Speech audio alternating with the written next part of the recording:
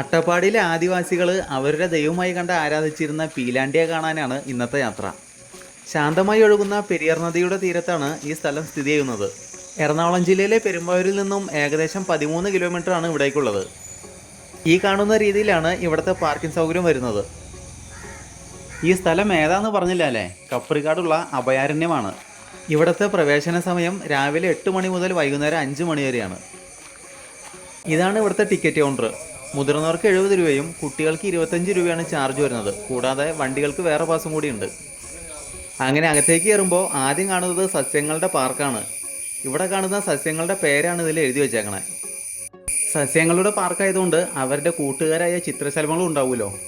അങ്ങനെ ഇവിടെ കാണുന്ന ചിത്രശലഭങ്ങളുടെ ഡീറ്റെയിൽസാണ് ഈ കൊടുത്തേക്കണേ. ഈ അഭയാരണ്യം ഒരു മിനി സൂ ആണ്. ആനകളും മാനുകളുമാണ് ഇവിടെ മെയിനായിട്ടുള്ളത്. കേരളത്തിൽ തന്നെ പ്രശസ്തമായ കോടനാടുള്ള ആന പരിശീലന കേന്ദ്രത്തിലായിരുന്നു ഈ മൃഗങ്ങൾ ആദ്യം ഉണ്ടായിരുന്നത്. കോടനാട്ടിൽ നിന്നും ഏകദേശം 2-3 കിലോമീറ്ററാണ് ഈ അഭയാരണ്യത്തിലേക്കുള്ളത്. കോടനാട്ടിൽ നിന്നും മൃഗങ്ങളെ ഇങ്ങോട്ട് മാറ്റാനുള്ള കാരണം മെയിനായിട്ടും വർദ്ധിച്ചു വരുന്ന എണ്ണവും അതുകൂടാണ്ട് സ്ഥലത്തിൻ്റെ കുറവുമാണ്. 2011 തുടങ്ങിയ ഈ അഭയാരണ്യം മൃഗങ്ങൾക്ക് വലിയൊരു ആവാസ വ്യവസ്ഥയാണ് ഒരുക്കി കൊടുത്തത്.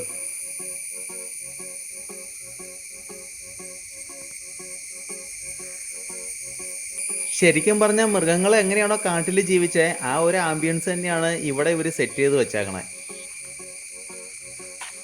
ഇനി കോടനാടിനെ പറ്റി കുറച്ച് ഡീറ്റെയിൽ പറയാം. 1950-60 കാലഘട്ടങ്ങളിൽ സമീപ പ്രദേശങ്ങളിൽ നിന്നും പിടിക്കുന്ന ആനകളെ പരിശീലനം കൊടുക്കുന്ന കേന്ദ്രമായിരുന്നു കോടനാട്. അങ്ങനെ പിടിക്കുന്ന ആനകളെ ട്രെയിനിങ് കൊടുത്ത് മരപ്പണിക്കും മറ്റ് ജോലിക്കുമായിട്ട് ഉപയോഗിച്ചിരുന്നു. എന്നാൽ 1977 ആയപ്പോൾ ഇന്ത്യൻ ഗവൺമെൻറ് ആനകളെ പിടിക്കുന്നതിന് വിലക്ക് ഏർപ്പെടുത്തി. അതിനുശേഷം പരിക്കേറ്റതോ ഉപേക്ഷിക്കപ്പെട്ടതോ ആയ ആനകൾക്കുള്ള രക്ഷാപ്രവർത്തന പുനരധിവാസ കേന്ദ്രമായിട്ട് കോടനാട് മാറി. ഇപ്പോൾ നിലവിൽ കോടനാട് എന്ന് പറഞ്ഞ സ്ഥലത്ത് ഒന്നും തന്നെ ഇല്ല. അങ്ങനെ നടന്നു വരുമ്പോൾ ഈ ലെഫ്റ്റ് സൈഡിലാണ് മാനുകളെ കാണാൻ പറ്റുന്നത്. ഇന്ത്യയിലെ 8 തരം മാനുകളാണ് ഉള്ളത്. അതിൽ കേരളത്തിൽ കലമാൻ, പുള്ളിമാൻ, കേഴമാൻ എന്നിവയാണ് ഉള്ളത്. ഈ കാണുന്നത് പുള്ളിമാനാണ്. ചെമ്പ് നിറത്തിൽ വെളുത്ത പുള്ളികളാണ് ഇതിനുള്ളത്. കേരളത്തിൽ വയനാട്, മറയൂർ, പറമ്പിക്കുളം എന്നീ ഭാഗങ്ങളിലാണ് ഈ മാനുകളെ ഏറ്റവും കൂടുതൽ കാണുന്നത്.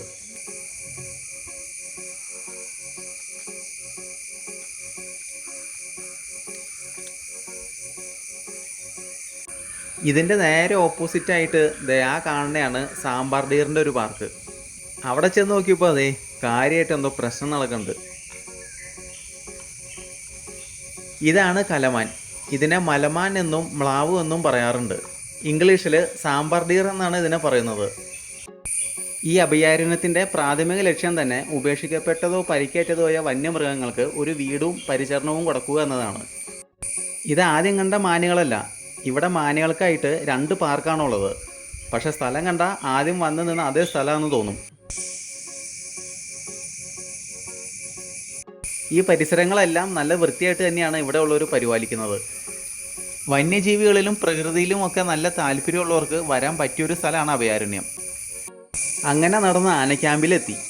ഈ കൊടുത്തേക്കണത് ഇവിടെയുള്ള ഓരോ ആനകളുടെ ഡീറ്റെയിലാണ്. അവർ എത്ര വയസ്സിലാണ് ഇവിടെ വന്നത്, എവിടെ നിന്നാണ് കിട്ടിയത്, അതൊക്കെയാണ് അതിൽ കൊടുത്തേക്കണേ.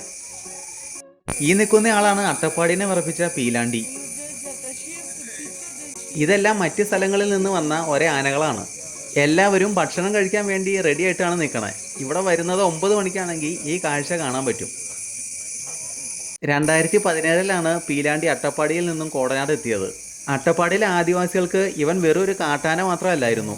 പീലാണ്ടിയെ കാണുന്നത് അവർക്കൊരു ശുഭപ്രതീക്ഷയായിരുന്നു. അതുമാത്രമല്ല ആരാധനയ്ക്ക് വേണ്ടി അവർ ഇവൻ്റെ ഒരു വിഗ്രഹങ്ങൾ വരെ ഉണ്ടാക്കി. പീലാണ്ടി എന്ന പേര് വരാൻ കാരണം ആനയുടെ ആക്രമണത്തിൽ അവിടെ കൊല്ലപ്പെട്ട ആളുകളിൽ ഒരാൾ അവിടുത്തെ ഗോത്ര മൂപ്പനായിരുന്നു. ആ മൂപ്പനോടുള്ള ബഹുമാനാർത്ഥം കാരണം ഗോത്രവർഗ്ഗക്കാർ ആ ആനയ്ക്ക് പീലാണ്ടി എന്ന പേരിട്ടു. ഇവിടെ ഇപ്പോൾ അവൻ അറിയപ്പെടുന്നത് പീലാണ്ടി ചന്ദ്രു എന്ന പേരിലാണ്. ഇവിടെ നിന്ന് മുന്നോട്ട് വന്നപ്പോഴാണ് ദേവനെ കാണുന്നത്. ഇവൻ്റെ പേര് ഹരിപ്രസാദ് എന്നാണ്. 53 വയസ്സാണ് ആൾക്കുള്ളത്. ആളിപ്പോൾ മതപ്പാടിലാണ്. ഇവിടെ ആനകളുടെ ആരോഗ്യത്തെ പറ്റി നോക്കാൻ മൃഗ ഡോക്ടർമാരുടെ ഒരു സംഘം തന്നെ ഇവിടെ പ്രവർത്തിക്കുന്നുണ്ട്. അവിടെ കുറച്ചു നേരം നിന്നിട്ട് തിരിച്ച് ഇങ്ങോട്ട് തന്നെ പോന്നു. ഇവിടെ എത്തിയപ്പോഴേക്കും ആനകൾക്ക് ഭക്ഷണം കൊടുത്തു തുടങ്ങി.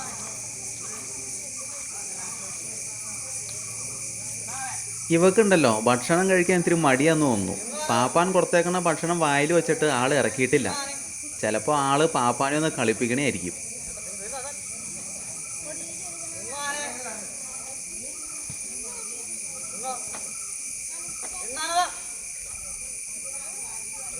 പാപ്പാൻ പഠിച്ച പണി നോക്കുന്നുണ്ട്, പക്ഷേ ആളിതൊന്നും വാ വയ്ക്കാണ്ട് അങ്ങനെ നിൽക്കുകയാണ്. പീലാണ്ടിക്ക് ഇതൊരു വിഷയമല്ല, ആള് നല്ല രീതിക്ക് തന്നെ ഭക്ഷണം കഴിക്കുന്നുണ്ട്. ആള് കുളിച്ച് കുറിയൊക്കെ തൊട്ട് നല്ല കുട്ടപ്പനായിട്ടാണ് നിൽക്കണേ. പണ്ടത്തെ കുസൃതികളൊന്നും ഇപ്പോൾ ഒട്ടുമില്ല. അങ്ങനെ എല്ലാവരും ഭക്ഷണമൊക്കെ കഴിച്ച് നല്ല സന്തോഷത്തോടു കൂടിയാണ് നിൽക്കണേ. ഇവിടുത്തെ പ്രത്യേകത ഇത് തന്നെയാണ്. പുറത്തുനിന്ന് ആര് വന്നാലും ഇവിടെ ആനകളെ പരിപാലിക്കുന്ന രീതി നമുക്ക് നേരിട്ട് കാണാൻ പറ്റും. ആ, ഇവള് രണ്ടും കൽപ്പിച്ച ഇതുവരെ ഒന്നും കഴിച്ചിട്ടില്ല. മിക്കവാറും പാപ്പാന്റെ കയ്യിൽ നിന്ന് ഒരു അടി മേടിക്കും. അവിടെ നിന്ന് താഴേക്ക് നോക്കിയപ്പോഴാണ് ഈ നിൽക്കണ ആളെ കണ്ടത്. ആള് മതപ്പാടിലാണ്. അങ്ങോട്ട് ചെല്ലാൻ പറ്റില്ല, കാരണം ആക്ക് എറിയണ ശീലം ഇത്തിരി കൂടുതലാണ്. ഇവിടെയുള്ള ആനകളുടെ കൂടിൻ്റെ മുന്നിൽ ആനകളുടെ പ്രായവും അവരുടെ പേരും എഴുതി വെച്ചിട്ടുണ്ട്. അവിടെ നിന്ന് മുന്നോട്ട് വരുമ്പോൾ കാണുന്ന അടുത്ത കാഴ്ച ഇതാണ്. മരത്തടികൾ വെച്ചുണ്ടാക്കിക്കണ ആ കാണുന്ന കൂട്ടിലാണ് ആനകളെ ചട്ടം പഠിപ്പിക്കുന്നത്. കുറച്ച് മാസങ്ങൾക്ക് മുമ്പ് അതിരപ്പള്ളിയിൽ മസ്തകത്തിന് മുറിവേറ്റ ആനയെ ചികിത്സിക്കാൻ കൊണ്ടുവന്നത് ഇവിടെയാണ്. ഭക്ഷണമൊക്കെ കഴിച്ചു കഴിഞ്ഞിട്ട് കുളിക്കാനുള്ള പോക്കാണത്. ആ നടത്തം കാണാൻ തന്നെ ഒരു പ്രത്യേക സ്റ്റൈലാണ്. ഇവിടുത്തെ സ്ഥലത്തെ പറ്റി പറയാണ്ടിരിക്കാൻ പറ്റില്ല കേട്ടോ. വളരെ ഭംഗിയുള്ളതും കൂടാണ്ട് നല്ല ശാന്തമായ ഏരിയയും കൂടിയാണ് ഇവിടെ.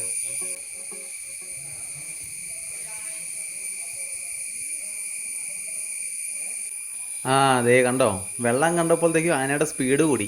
അല്ലെങ്കിലും ആനകൾക്ക് വെള്ളം കണ്ടാൽ നല്ല സന്തോഷമാണ്.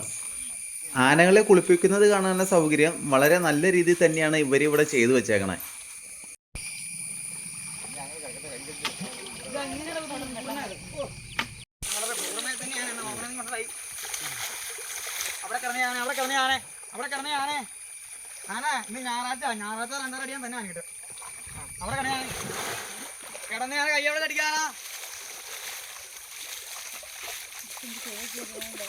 ഇവളുടെ പേര് ആശ എന്നാണ്. ആള് നല്ല കുസൃതിയാണ്. ഒരു കണക്കിനാണ് പാപ്പാൻ ഭക്ഷണം കൊടുത്തിട്ട് കുളിപ്പിക്കാൻ കൊണ്ടുവന്നേക്കണേ.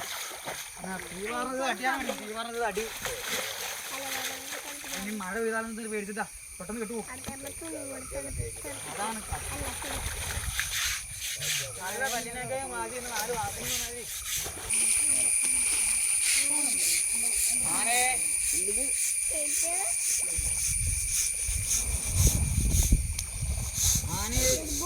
വീണ്ടും ഊന്നി പറയുന്നു. ആന വെറുതെ ഇതൊന്നൊക്കെ കാണിക്കരുത്. കൈ അവിടെ കെട്ടിക്കോ ആനെ.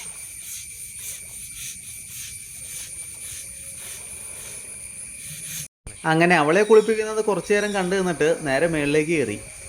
വിശ്രമിക്കാനുള്ള സ്ഥലമൊക്കെ ഇവരിവിടെ റെഡിയാക്കി വെച്ചിട്ടുണ്ട്. അവിടെ നിന്ന് മുന്നോട്ട് വരുമ്പോൾ റൈറ്റ് സൈഡിൽ ഒരു ഏറുമാടം കാണാം.